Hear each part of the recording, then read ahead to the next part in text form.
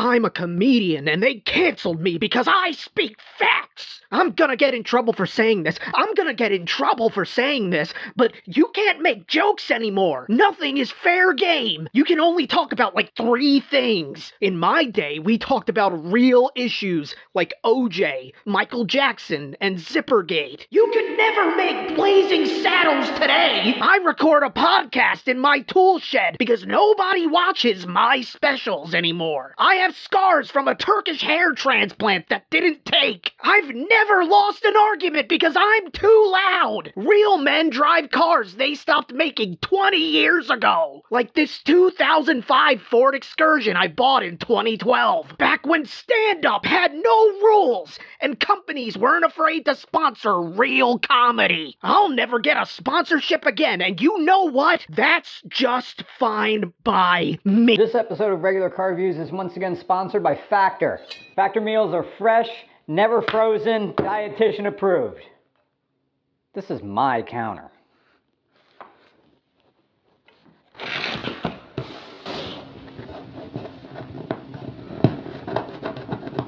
Yeah, that was a mistake. Thank you so much to Factor for sticking with Regular Car Reviews all these years. This afternoon I'm having herb-crusted chicken. Factor meals are ready in 2 minutes. I tend to put them in for 3. But you're the chef, you do what you want. I'm serving it on a plate because I'm fancy. But you're fancy too. We got a special offer just for Regular Car Reviews. You get 50% off and free shipping on your first Factor box. Just use the code 50REGULAR.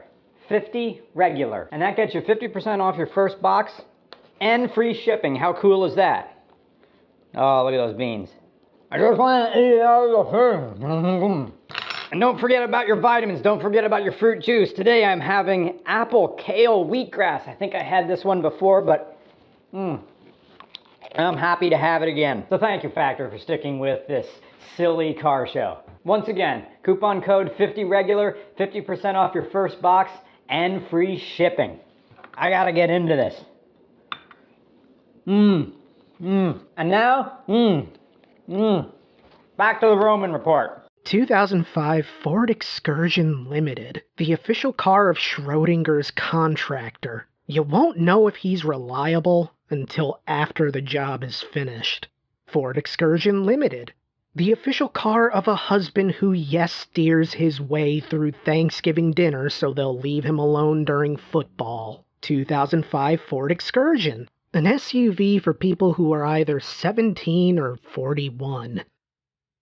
Welcome, friends. I'm the Roman. This is Race to the Bottom, and I am continuing my endless search for a car so irredeemable not even I would enjoy it. And I enjoy everything.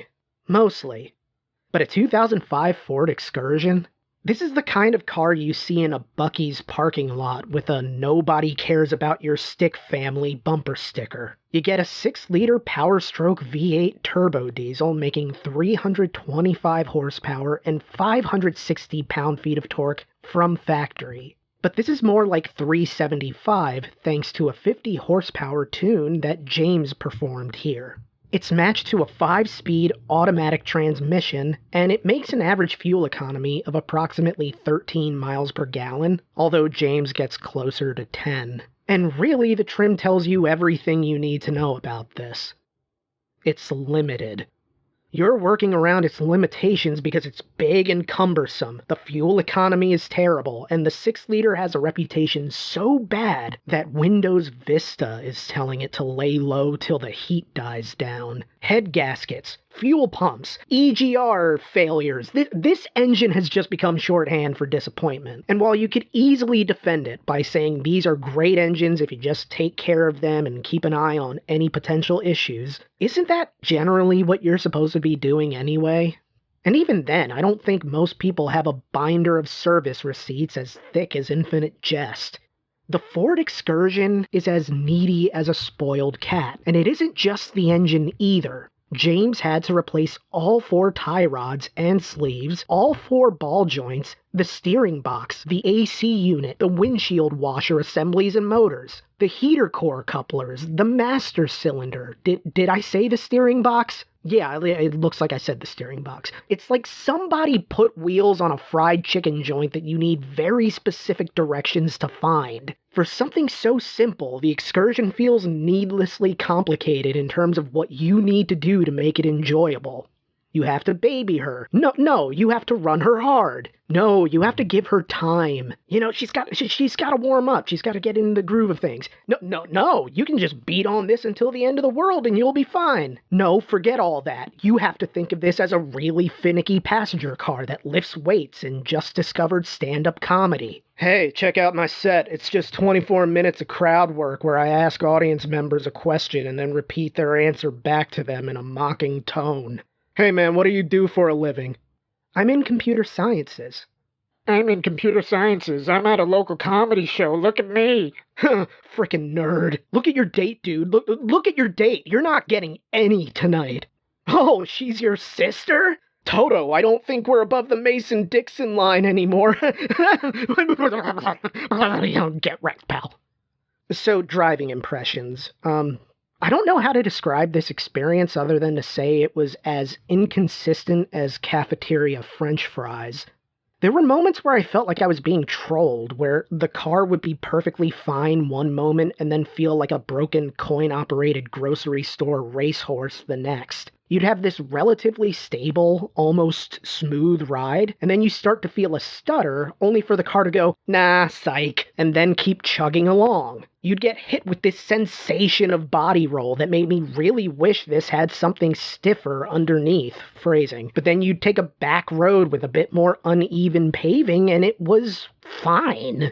This really exemplified the idea that you never know what you're going to get with a Ford, whether it's bland consistency, surprising performance, or just straight up disappointment.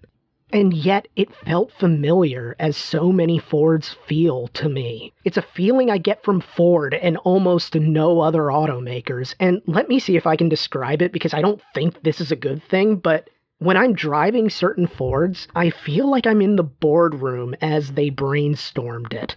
Everything feels intentional in its design and its build, but in a weirdly cynical way. Like the primary thought here was, what if truck, but not truck? And then the rest of the bubbles on the dry erase board get filled in around it, and screw it, we'll find a way to make it work.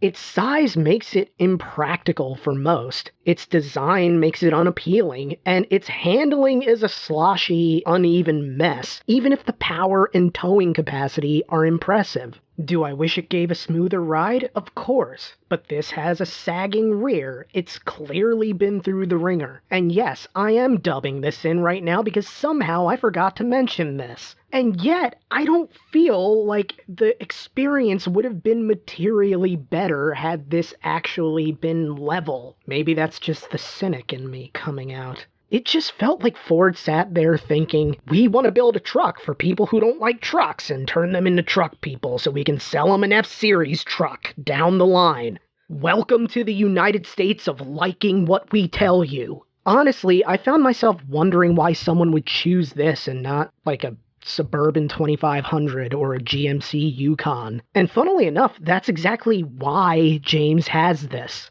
He missed having a Yukon, but I guess he couldn't find one because he ended up in the driver's seat of this full-size SUV. Which is a weird classification because the concept of a full-size SUV just sounds like a truck to me. It has the towing capacity of a truck. It has the ground clearance of a truck. It has the interior capacity of a truck. I suppose you could take this off-roading, but nothing about its handling and long boy dimensions suggests it was built for that purpose. And even if you did go off-road with it, this feels like the kind of car that would have an expensive repair bill waiting on the other side, taking a potentially good time and turning it into one big, long problem, like a priapism you can't whack your way out of. But there's also a postmodern vibe to an SUV this large. An SUV is nothing if not a merger of different stylistic sensibilities, attempting to appease both the wandering adventurer and the guy who never sees a trail more complicated than the back road to his local Harbor Freight. But part of the appeal of an SUV, and arguably its most postmodern aspect, is in how it wears the skin of adventure while frequently being sold to people who are never going to take their car off-roading, or test what many SUVs are actually capable of doing. For them, it's enough that an SUV offers the possibility of adventure. In the same way, plenty of people who actually do use an SUV for adventurous things still find primarily emotional benefits in owning one, because an SUV is ultimately a means to an end. The SUV is the means to going on the camping trip, but the end is camaraderie. It's the means to college move-in day, but the end is independence. It's the means to scenic wilderness trails, but the end is peace from a chaotic existence.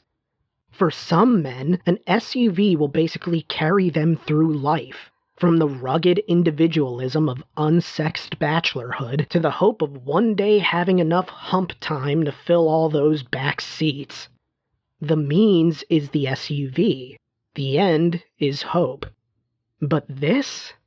A Ford Excursion doesn't make sense for wannabe adventurers because it requires too much effort to maintain if you aren't actually going to tow things, if you're not going to haul materials, if you're not going to take it up into the wilderness, if you're not going to do anything more complicated than grocery runs. But then it also doesn't make sense for people who actually do want to be adventurous with an SUV, because it's not fun. It's pure, unfettered utility. This is a work truck masquerading as a people mover. But, of course, you know me. So naturally, I would be lying if I said there weren't moments in which I actually did enjoy myself in this excursion. It's got good power. It's got turbocharged power. Its size will make you feel unstoppable on the road. And the diesel engine, it smells like an ice cream truck. That parfum de diesel that makes you think of rocket pops and really thin milkshakes.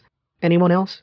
Just me? And to his credit, James did a lot of work to bring this up to snuff. This has a 50 horsepower tune, an adjustable air suspension, a 100-gallon auxiliary fuel tank, an EGR delete, and 5-inch exhaust because size matters in games of inches. These fixes go a long way in compensating for the anticipated troubles you'll run into with an Excursion, because I can only imagine how rough this would have been without his hard work. And yet I don't know how much of that initial enjoyment was due to James's modifications, how much of it was genuinely enjoying James's company, and how much of it was the far simpler and kind of unnerving reason that I think I may have a Ford bias.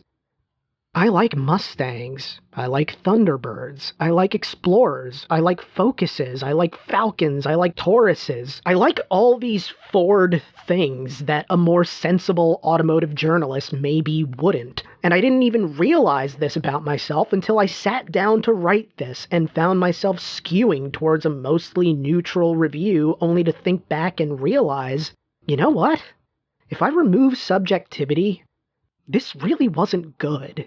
I know that a certain amount of subjectivity introduces itself into any person's opinion on a product, because we all have different tastes. But even if I were to use the most generous reading and give this points for power and interior space and ground clearance and towing capabilities, it's still not a pleasant driving experience. It was apparently a struggle for James to even get it to this level of mechanical reliability. And it's still not what you would call reliable. Now, I say that, but James drove all the way here from Illinois while trailering a Dodge Polara, so clearly it's capable.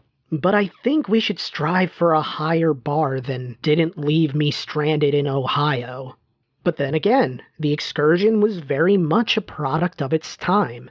You look at this now and wonder who was asking for an SUV that went too heavy on the HGH. But gas guzzlers have an easier time succeeding when gas prices are lower, obviously. Now, this only lasted 6 years, beginning in 1999 for model year 2000 and ending in 2005. In that first year, it made all the sense in the world to push the Excursion as this big deal. We were on the tail end of the 90s SUV boom, and SUVs were well known enough that people wanted larger variations on that formula.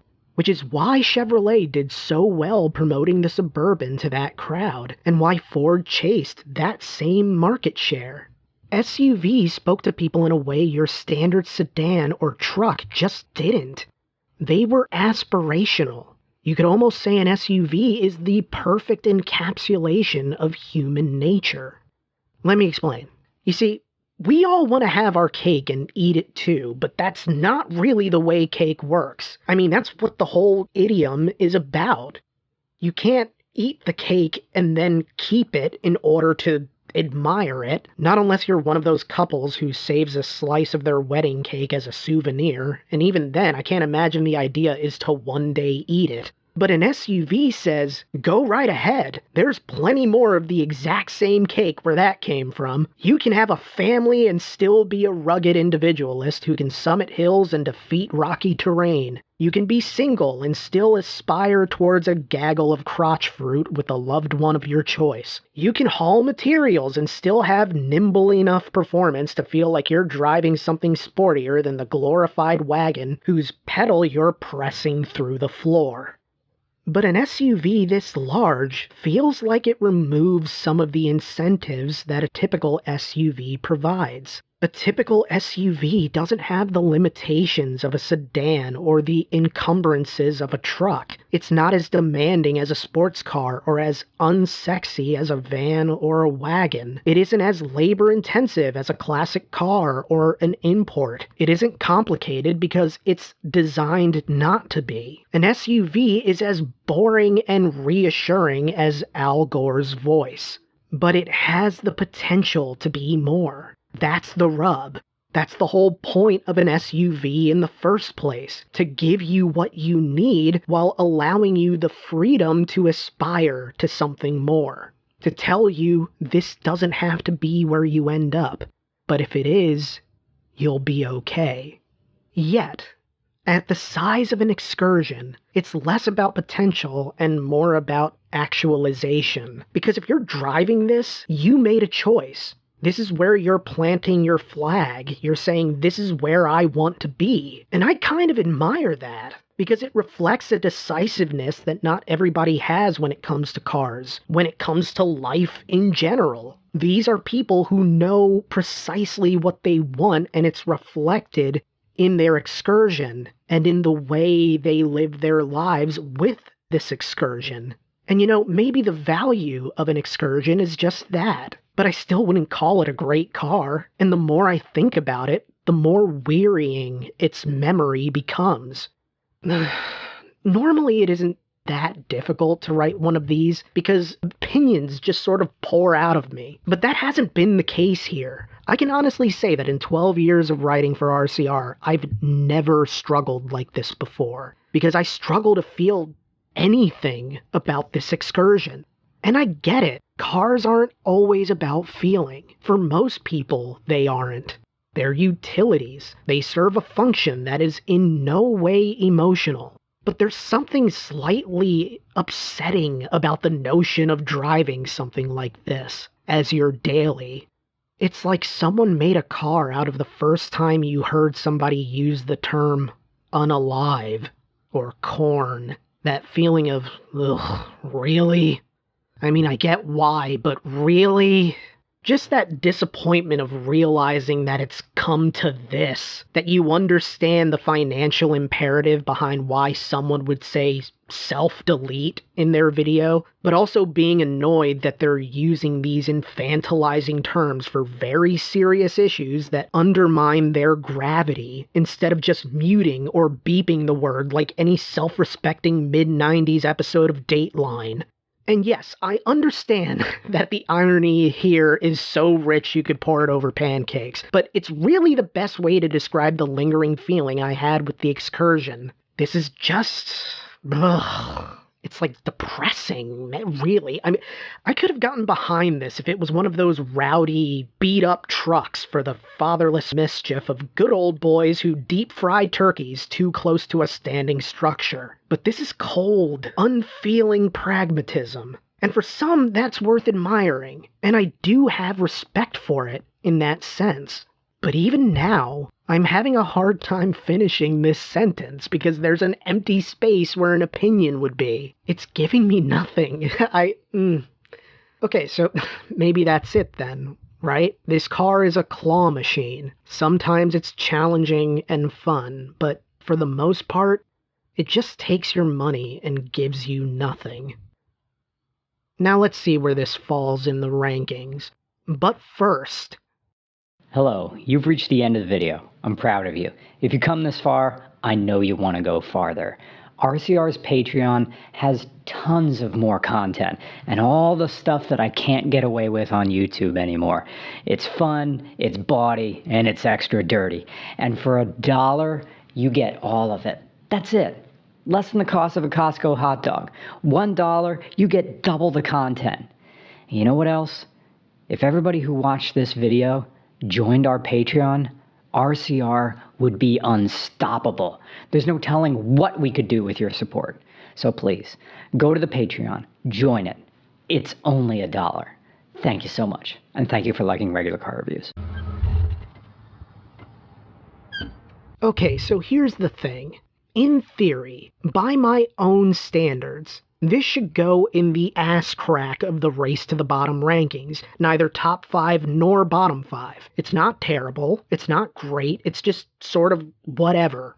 But I have never, in the history of Race to the Bottom or RCR, run into a car that left me this bereft of anything to say, that gave me so little. The Excursion is rare in the truest sense of the word. It left me speechless.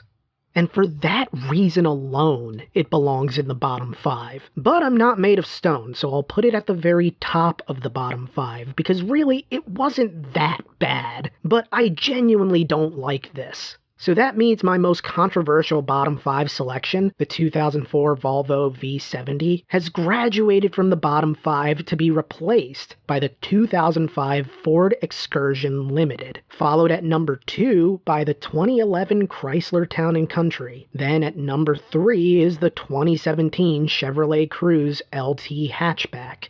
The 2019 Dodge Journey is at number 4, and at number 5 is the current leader, with nearly 18 months as the king of the Race to the Bottom, the 2015 Nissan Sentra SV. But even then, I still wouldn't say that we have a winner of the Race to the Bottom. Right now, we just have a leader. A car I liked the least out of all the cars that I've driven, but not necessarily a car for which I found nothing redeeming whatsoever, you know? Now, if you think you have the car that can win the Race to the Bottom, a car so bad that not even I could find any redeeming qualities to it, send me an email at regularcarstheroman@gmail.com. That's regularcarstheroman@gmail.com. We can only accept people willing to drive to us in southeastern Pennsylvania, but if that sounds like you, don't hesitate to reach out. I would like to thank James for volunteering and for being an absolute joy to be around. You really helped us out and gave us an absolutely wonderful shooting day, and it is so appreciated, dude.